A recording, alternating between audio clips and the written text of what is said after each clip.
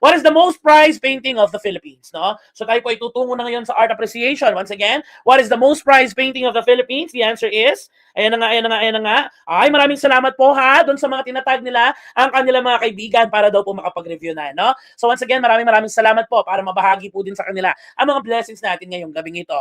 Once again, what is the most prized painting of the Philippines? The answer is, you're right, it should be the Spolarium. Yes!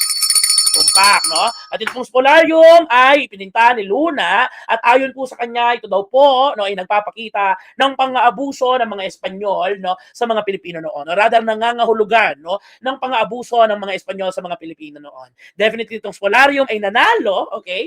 Yan po ay nagtagumpay sa exposition diyan po sa may Madrid eventually, no? Yan ang magpapatunay na kaya ng isang Pilipino, no, na makagawa ng isang napakagandang painting. Again, the most prized painting of the Philippines, that is the Spolarium. What about this one? Sino po ang painter ng Mona Lisa? Ulitin po natin, sino po ang tinagurian nating painter ng Mona Lisa? Ang famous, no, na portrait ng isang babaeng walang kilay. Painter of Mona Lisa, this is none other than, Alright. The correct answer is, yes, this should be Leonardo da Vinci. Yes, no?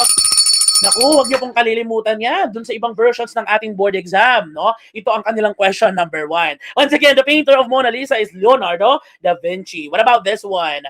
Who is the violinist who brought classical violin music to the masses? Di ba? Nakasmile yan sila kasi naaalala nila. Di ba? Sige, di ba? Very fresh. Who is the violinist who brought classical violin music to the masses? The answer is, ayan, wow. Si ano yan? Si Vinci, sabing ganyan. Di ba? Oh, once again, the violinist who brought classical violin music to the masses, this is none other than, di ba? This is none other than Guy Lopez Cabayao. Yes! Di ba?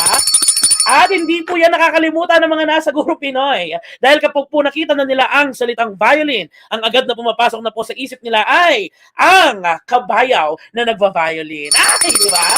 O, di ba? So, ganun ang eksena. Pero syempre, with all due respect kay Lopez Cabayao, paraan lang po natin ito para po, no, mamemorya siya, no? Dito po sa ating mga utak dahil ang dami nating inaaral, no? So, once again, kapag po violinist, no, who brought classical violin music to the masses, yan po si Lopez Cabayao. Tatandaan lang, no, ang kabayong nagva-violin, di ba? Maraming salamat. What about this one? Ay, may sagot na agad, no? The agency tasked to nurture Philippine arts, NCCA ba yan or NCAA ba yan? Ulitin po natin. The agency tasked to nurture Philippine arts, NCCA ba yan or NCAA ba yan? Sabi ko nga po sa inyo, no? Kapag po ganitong agency, dapat cute ka. Dahil dapat dalawa ang letter C. NCCA. Ayan, di ba?